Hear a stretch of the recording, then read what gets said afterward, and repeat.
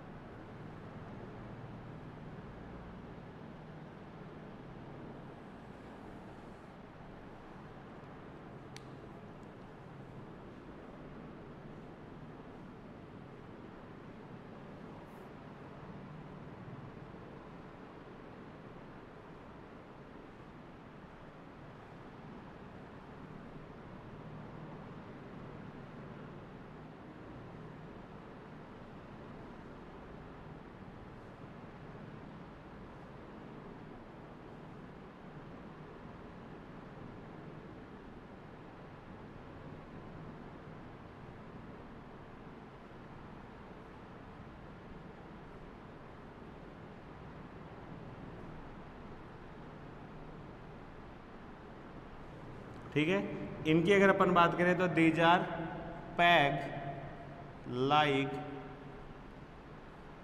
Outgrowth in growth.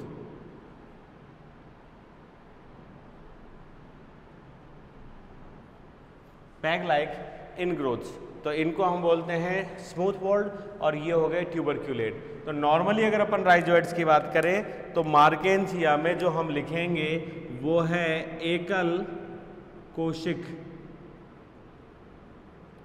एकल कोशिक का मतलब यूनिसेल्यूलर एंड अशाखित सरल प्रकार के पाए जाते हैं और मिड रिब के दोनों तरफ एक या दो पंक्तियों में ये उपस्थित होते हैं। अब जैसे इनके वर्किंग एबिलिटी की बात करें तो इनका सबसे मुख्य कार्य तो है नम भूमि में जुड़कर चिपककर श्लेष्मा द्वारा धंसकर क्या हो जाते हैं, ये अडेप्टिव मतलब एक तरीके से एडेशन का कार्य करते हैं, चिपकने का।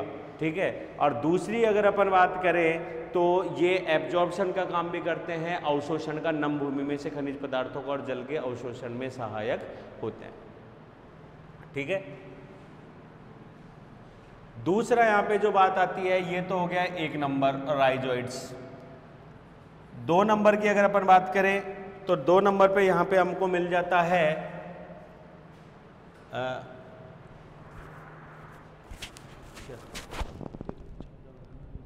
क्यों आज हुआ ही नहीं आ रहा, आज एक ही घंटा बना अभी तक। कोई दिक्कत नहीं, बना लिया, मेरे पास आज काम है बस। क्या जो भी मेरे पास निकाल लूँगा मैं तो। मैं कम से कम 2 घंटे तो आऊँ तब 1 घंटा पागल बनाऊँगा। ठीक है, सेकंड की हम यहाँ पे बात करें तो वो हो गया स्केल्स।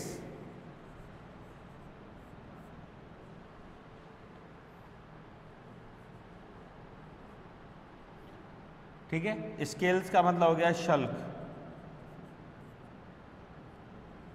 शल्क भी हमारे पास यहाँ दो टाइप के हो गए। फर्स्ट अगर अपन बात करें तो फर्स्ट इज सिंपल, और सिंपल को यहाँ पे हम एक तरीके से लिग्यूलेट भी कह देते हैं, जीवाकार।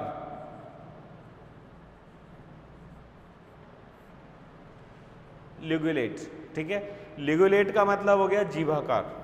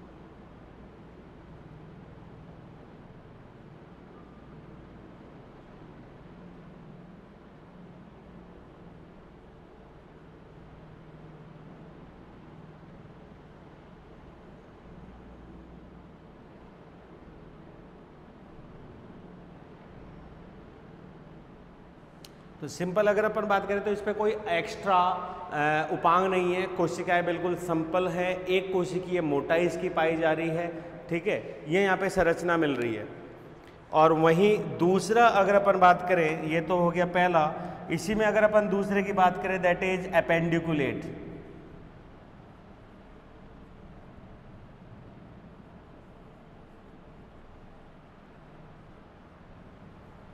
एपेंडिकुलेट स्केल, एपेंडिकुलेट की अगर अपन बात करें तो इसका मतलब होता है उपांगीय।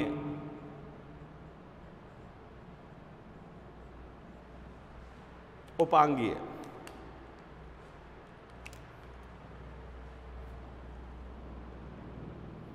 उपांगीय में क्या होता है, यही सेम सिंपल संरचना, लेकिन एक अलग से अलंकृत संरचना जो है वो इनके ऊपर पाई जाती है। तो यहाँ पे जो पतली संरचना यहाँ बना देता हूँ, यहाँ क्लियर हो जाएगा।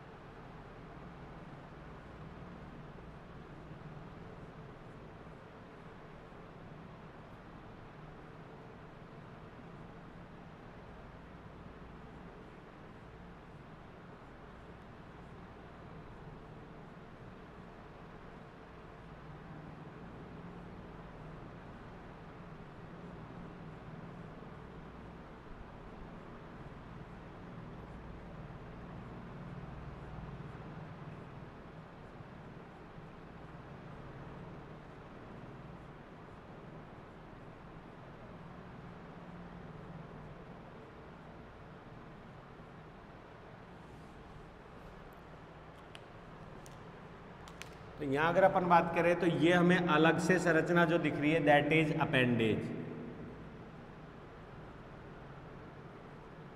उपांग। ये हमें दिख रही है ग्रीवा, नेक,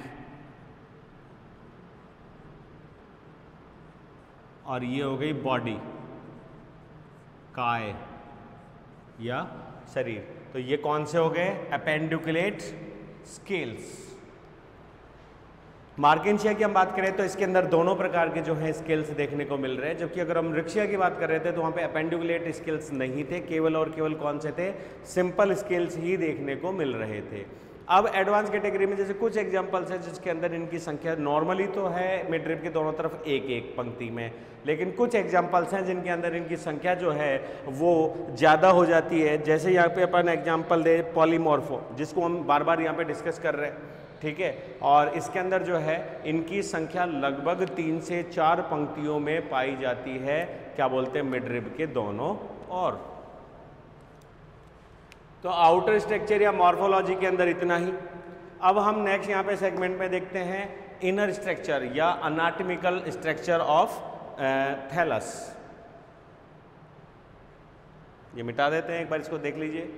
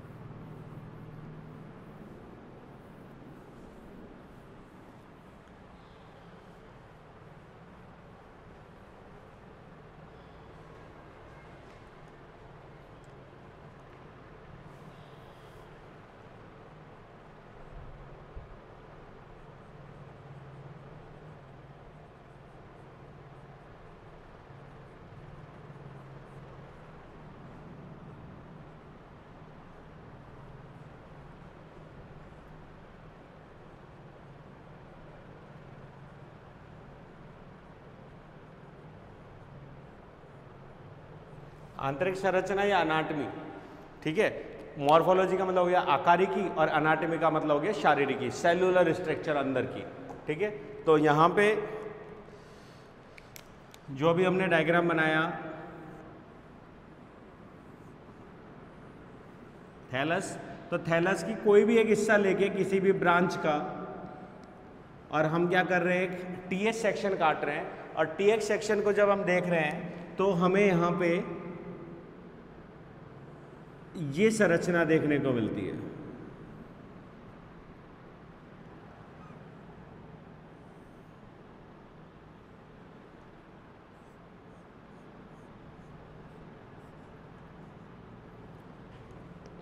और ये जो संरचना है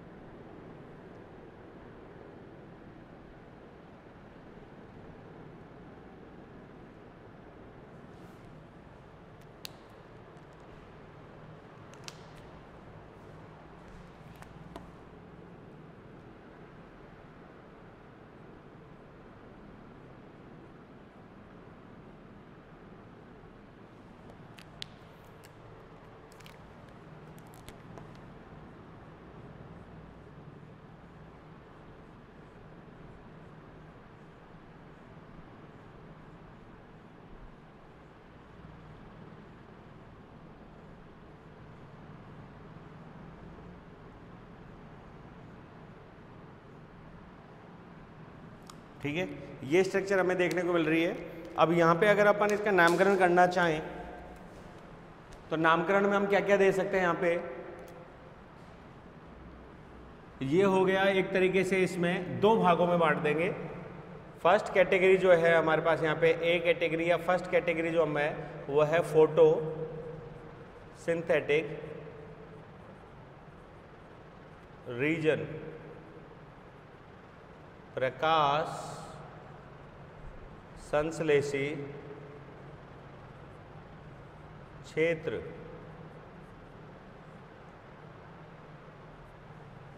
सेकंड की हम बात करें तो दैट इज स्टोरेज रीजन, संचयी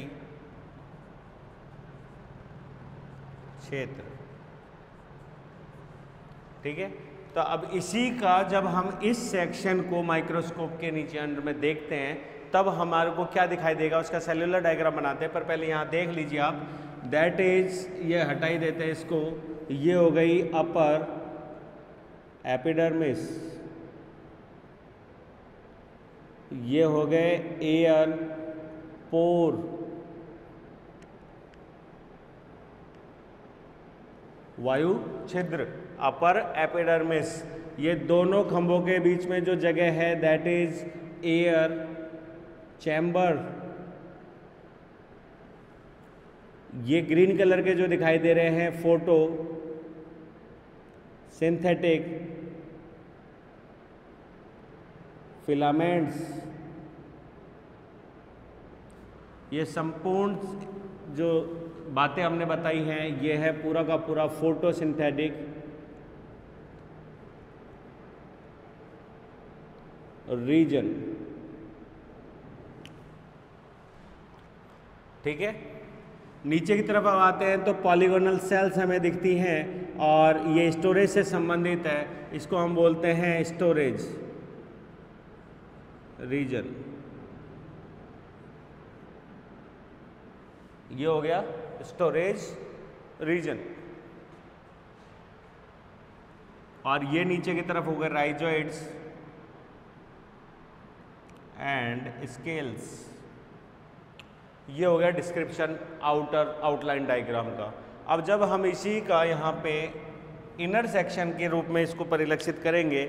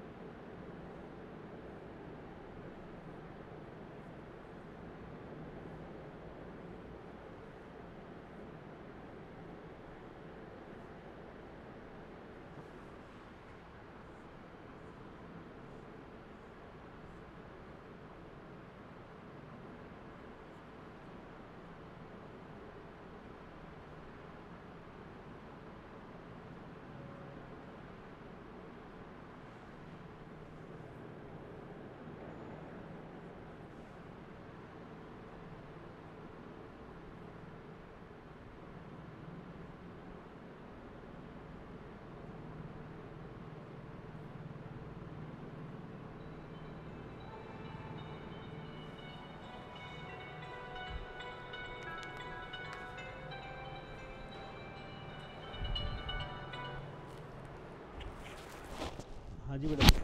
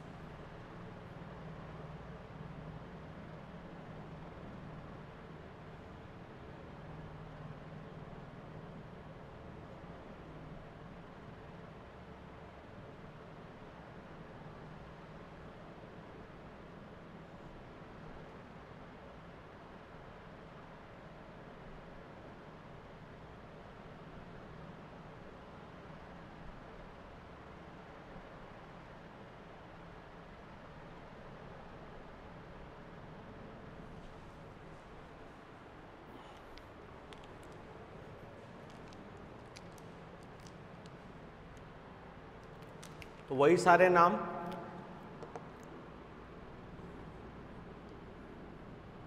एयर पोर, अपर एपी डर्मिस,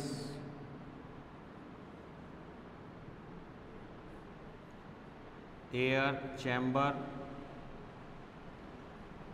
ये हो गया फोटोसिंथेटिक,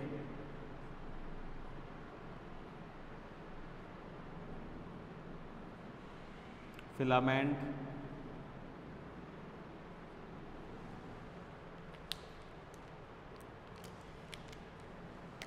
और इसको हम नाम दे देते हैं फोटोसिंथेटिक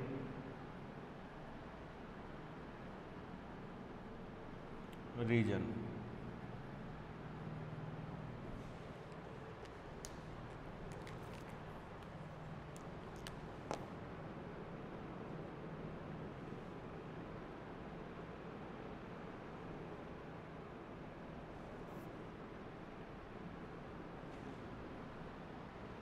स्टोरेज रीजन की जो सेल्स है इसके अंदर बेसिकली अगर हम बात करें तो स्टार्च और कभी कभी ऑयल ड्रॉपलेट्स के रूप में जो है इनके ऊपर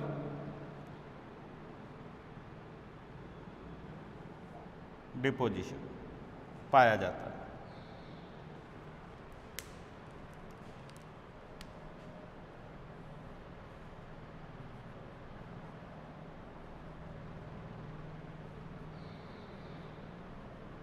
स्टोरेज रीजन। और ये नीचे की तरफ अगर आप देख पाएं तो यहाँ पे ये हो गए smooth walled rhizoids.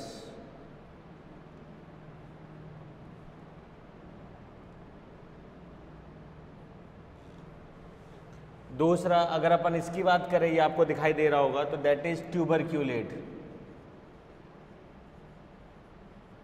Rhizoids.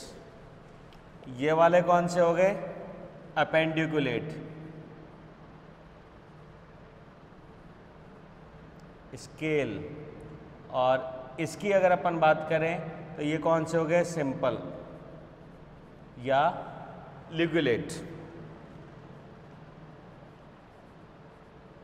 Scales. तो ये है अनाटॉमिकल डायग्राम, ठीक है, किसका? मार्केंशिया के थैलस का।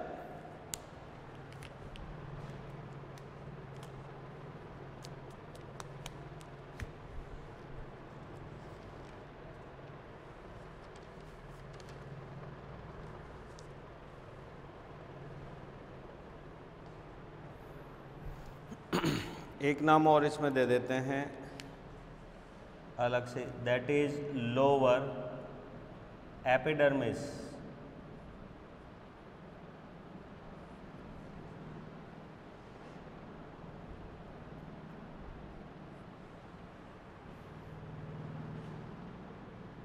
Lower epidermis.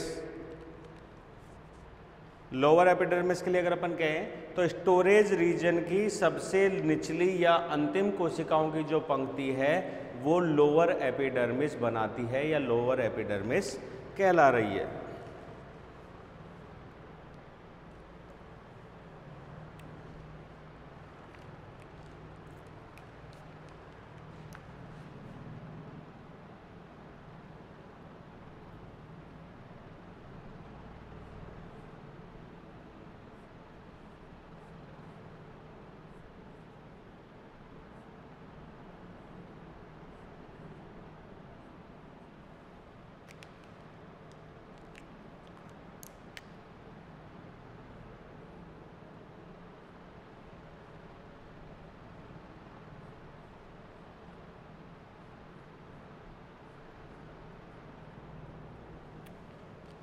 एक चीज और जो एयरपोर्ट्स है इनके लिए भी देख लेना। हमने कहा पॉलीगोनल सेल्स, ये अपर रीजन की पॉलीगोनल सेल्स और अनेक कोशिकाएं, लगभग कितनी 16 से 40 सेल्स जो हैं वो इस क्षेत्र में है, इस एरिया में। और ये सेल्स जो हैं ये आपस में इस तरीके से हमें ऊपर से दिखाई देती है जिसको हम पॉलीगोनल कहते हैं। और ये जो हमें दिखाई दे रहा है ये हेक्सागोनल शेप में एक तरीके से, दैट इज एयर पोर।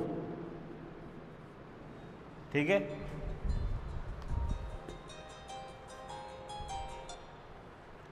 ये हो गया एयरपोर। एक चीज, दूसरी बात,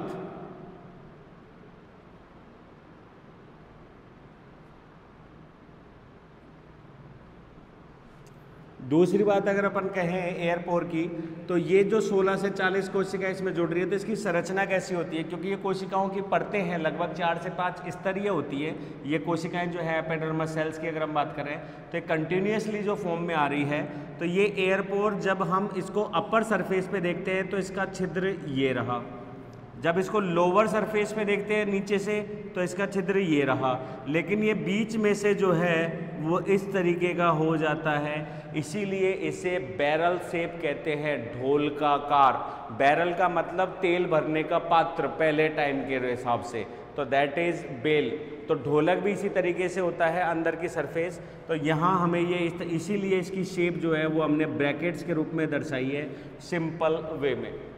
ओपनिंग एंड क्लोजिंग जो है हायर वर्ग के तरह अगर अपन बात करें तो इनमें नहीं पाई जाती है, ये ओपन ही रहते हैं, सूक्ष्म होते हैं, केवल एरिएशन के लिए होता है, आने और जाने के लिए। और इसी के अंदर जो है इसकी एयर चैम्बर की जो सतह है उस पे से एयर कोशिकाओं के छोटे फिलामेंट, 4 से 5 कोशिकाएं, 4 से 5 सेल्स की छोटी सेल्स बनती हैं। These are known as photosynthetic filaments. ये शाखित व अशाखित हो सकती हैं या अत्यधिक शाखित हो सकती हैं। इनकी प्रत्येक कोशिका जो है पतली भित्ति युक्त होती है और इनके अंदर इस उपयुक्त मात्रा में जो है वो क्लोरोफिल या जो पिगमेंट्स हैं वो यहाँ पे उपस्थित होते हैं। ठीक है, चैम्बर के अंदर ही यहाँ अगर आप ये देख पा रहे हो तो लगभग यहाँ पे चारों तरफ 12 से 20 कोशिकाएं हैं। ये जैसे ये 12 से 20 कोशिकाएं हो गई ये,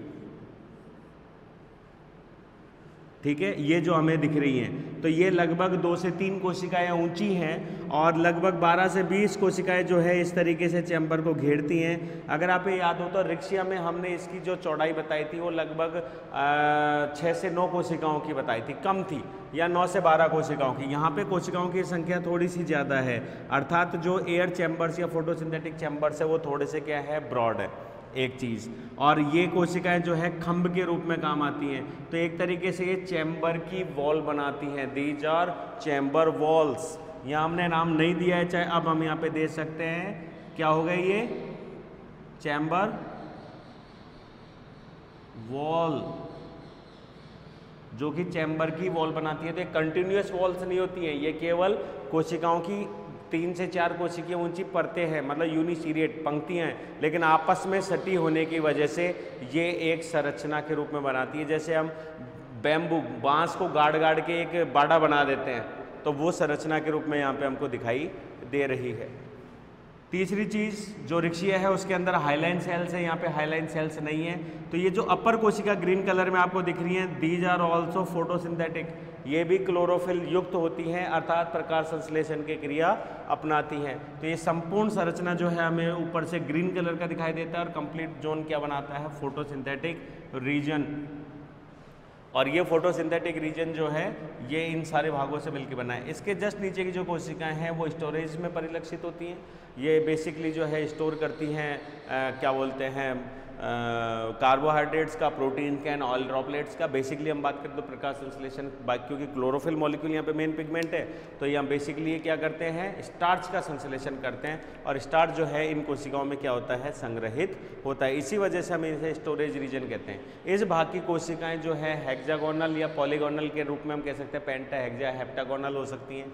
दाब ये संरचना के आधार के ऊपर है, इनके अंदर अंतरा कोशिकीय अवकाश नहीं पाए जाते, ठीक है, और ये कोशिकाएं पतली भित्ति युक्त होती हैं और क्लोरोफिल नहीं होता, अर्थात ये प्रकाश संश्लेषण का कार्य नहीं करती। इसीलिए ग्रीन इन कलर हमें ऊपर ही दिखाई देता है, बाकी जो है कलर वो हमें कैसा हो जाता है, स्लेटी या ब्राउन के रूप में। और इसी की सबसे लोअर सेल जो है वो बनाती है लोअर एपिडर्मिस, और लोअर एपिडर्मिस की कोशिकाओं से ही डेवलपमेंट होता है राइजोइड्स और स्किल्स का। इसमें दोनों टाइप के राइजोइड्स एंड दोनों टाइप के स्किल्स जो है वो देखने को मिलते हैं।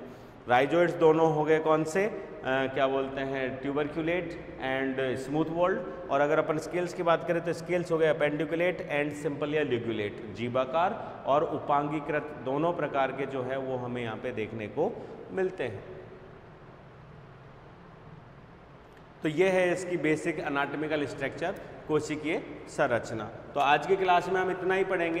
देन नेक्स्ट क्लास की हम बात करें तो नेक्स्ट क्लास के अंदर हम यहाँ पे करेंगे अब वेजिटेटिव के बाद में रिप्रोडक्टिव। एक पॉइंट जो आता है वो ग्रोथ पॉइंट का आता है, वो ग्रोथ पॉइंट हमने रिक्शिया में भी समझा दिया था। एपिकल ग्रोथ पॉइंट जो है उसमें से शीर्ष वृद्धि होती है अग्राभिसरी क्रम में, और उसके अंदर कोशिका जो है 4 तलों में विभेदित होती है, 2 पार्श्व में और 2 डॉर्सल और वेंट्रल में। इस तरीके से ये चारों संरचनाओं के रूप में बनाती है। और जो ही ग्रोथ सेल की डेवलपमेंट बंद होती है या कोशिका बंद हो जाती है, डेवलप डिवाइड नहीं होती है, तब उसके अंदर जो है किसका डेवलपमेंट होता है, द्विभाजन हो जाता है और 2 शाखाएं जो है एपिकल ग्रोथ करने लगती है। ये है कॉमन पिक्चर इसकी सारी। ठीक है, तो आज की क्लास में इतना ही। नेक्स्ट क्लास में हम पढ़ते हैं यहाँ पे रिप्रोडक्शन।